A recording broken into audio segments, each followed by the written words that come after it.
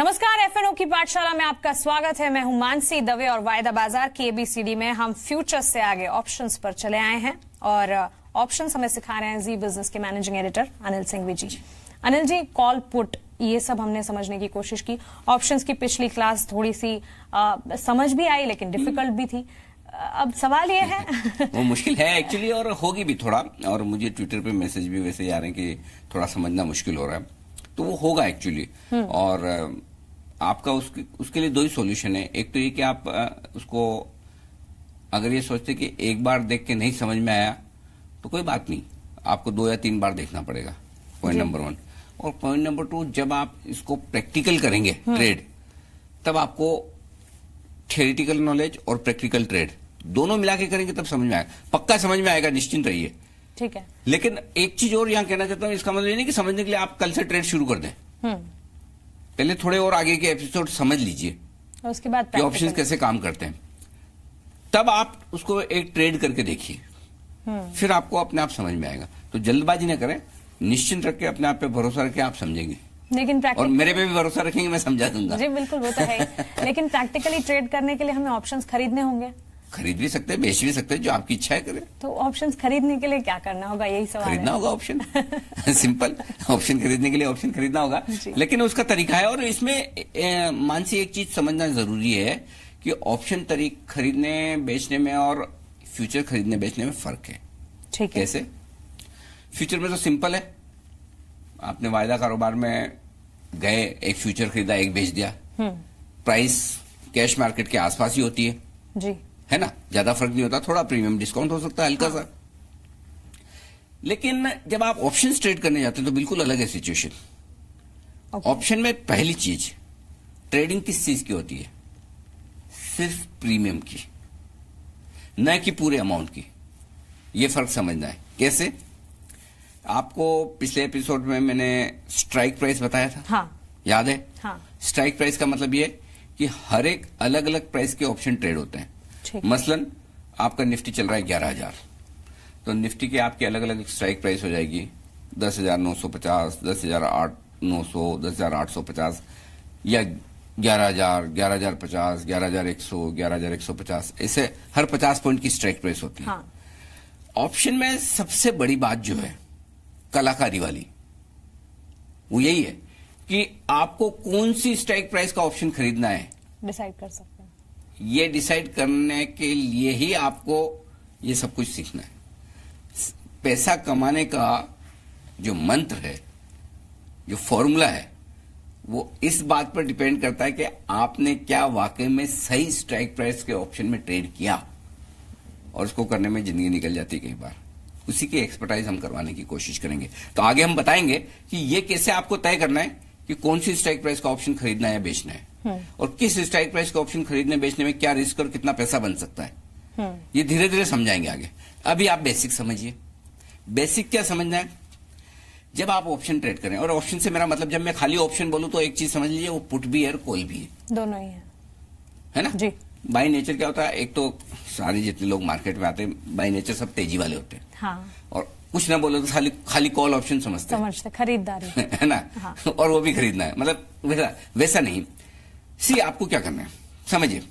11,000 Nifty चल रही, आप चाहें तो 10,950, 10,900 का कॉल ऑप्शन खरीद सकते हैं, तेजी करने का इरादा है। 11,050, 11,100, कोई भी स्ट्राइक प्राइस का आप कॉल ऑप्शन खरीद सकते हैं। कॉल ऑप्शन खरीदने के लिए क्या करना होगा? प्रीमियम देनी होगी। तो जब आप ट्रेड करते हैं तो वो ट्रेड है ना, जैसे फ्यूचर्स में क्या होगा? फ्यूचर में निफ्टी चल रही होगी 11,000 कैश में, फ्यूचर में 11,015, 11,020 पे ट्रेड हो रहा होगा निफ्टी फ्यूचर्स। लेकिन ऑप्शन में 11,000 चल रहा है। अगर आप 11,050 का कॉल ऑप्शन खरीद रहे हो तो उसका दाम चल रहा होगा 60 रुपए, 65 रुपए। अच्छा, वही देना है? तो उतना ही देना है, 60-65 रुपए वो प्रीमियम देनी है। और ट्रेडिंग प्रीमियम की होती है, न कि स्ट्राइक प्राइस प्लस प्रीमियम की। तो मिलेगा भी वही प्रीमियम? हाँ। ऐसे थोड़ी 65 रुपए दोगे 11,000 मिल जाएंगे। अरे वाह, बड़ी स्मार्ट हो, गुजराती हो। हाँ। Okay okay. तो पॉइंट ये कि आपको खाली प्रीमियम का ट्रेड करना है। यही सबसे बड़ा फर्क है फ्यूचर्स और ऑप्शंस में, ये समझना जरूरी है। हाँ। ऑप्शन आप चाहे खरीदें चाहे बेचें, कॉल ऑप्शन हो या पुट ऑप्शन हो, पर्टिकुलर स्ट्राइक प्राइस वो आपको डिसाइड करनी, आपने कर ली। अब उस स्ट्राइक प्राइस की जो प्रीमियम चल रही है उस प्रीमियम का आपका सौदा होगा, बस सिंपल।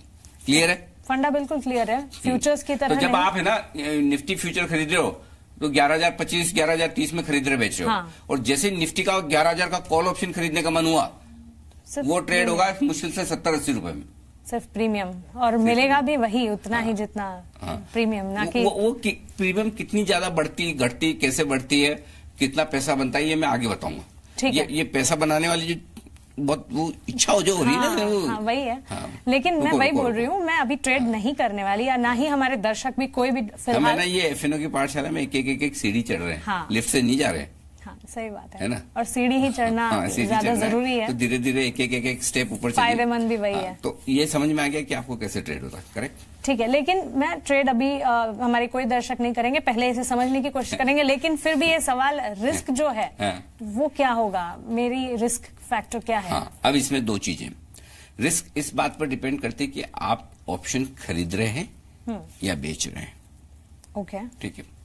जैसा कि ऑप्शन की बेसिक चीज हमने क्या बताई, ऑप्शन क्या है? ऑप्शन आपको एक हक देता है, राइट देता है, अधिकार देता है कि आप इतने पैसे दीजिए और आपको एक राइट मिल रहा है वो स्टॉक या वो इंडेक्स किसी पर्टिकुलर प्राइस पे खरीदने या बेचने का। Right to buy, call option है तो right to buy, put option है तो राइट टू सेल, करेक्ट? जी।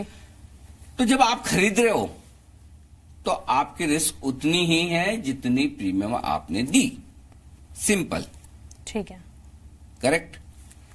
यानी कि अगर आपने कोई कॉल ऑप्शन खरीदने के लिए 100 रुपए दिए, निफ्टी का 11,000 का कॉल ऑप्शन आपने खरीदा 100 रुपए में, अब वो निफ्टी 11,000 वाला 10,000 हो जाए, आपके 100 रुपए से ज्यादा का नुकसान नहीं हो सकता, आपका मैक्सिमम नुकसान फिक्स हो गया। ठीक है, क्योंकि आपने कॉल ऑप्शन खरीदा हुआ है, तेजी की पोजीशन बनाई है। ठीक है। या आपने पुट ऑप्शन खरीदा है, यानी मंदी की पोजीशन बनाई, आपने 11,000 का पुट ऑप्शन खरीदा और निफ्टी हो गया 12,000, आपके 100 रुपए जाएंगे जितनी प्रीमियम आपने पे, आपकी प्रीमियम 0 हो जाएगी। तो समझ में आ गया, जो ऑप्शन बायर है उसकी रिस्क कितनी है? जितनी प्रीमियम उसने करेक्ट भरी है, जितनी प्रीमियम में आपने ट्रेड किया है, ठीक है। जितने प्रीमियम देके आपने वो ऑप्शन खरीदा है। क्लियर है? हाँ, क्लियर है। लेकिन एक सवाल ये भी है, नहीं, अभी आपका सवाल का आधा ही हिस्सा हुआ, आपने खरीदा है, यही तो दिक्कत है मानसी, जो सारे जितने ट्रेडर हैं वो सब खरीदने के बारे में अरे बेचेगा कौन फिर? वही तो है मेरा अगला सवाल। हाँ, तो अभी तो उसका जवाब मैं देता हूं। तो जब आप खरीद रहे हैं तो आपकी रिस्क उतनी है, तो कोई तो एक ऐसा आदमी है ना जो अनलिमिटेड रिस्क ले रहा है, जो ऑप्शन बेच रहा है, ऑप्शन सेलर, ऑप्शन राइटर जिसको हम बोलते हैं, उसकी रिस्क अनलिमिटेड है, उसकी कमाई फिक्स है, जितनी प्रीमियम आ रही उतनी। लेकिन अगर निफ्टी आपने 11,000 का कॉल ऑप्शन खरीदा 100 रुपए में और किसी ने वो बेचा है और निफ्टी हो गया 12,000, तो जो राइटर है उसको पूरा पैसा देना पड़ेगा, ठीक है, जो ऑप्शन सेलर है।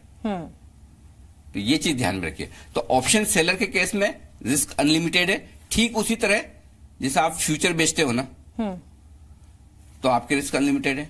फ्यूचर खरीदते हो तो रिस्क आपकी जितनी प्राइस उतनी होती है। तो फ्यूचर में कैसे रिस्क होती है? हर एक पॉइंट के साथ कमाई और दोनों।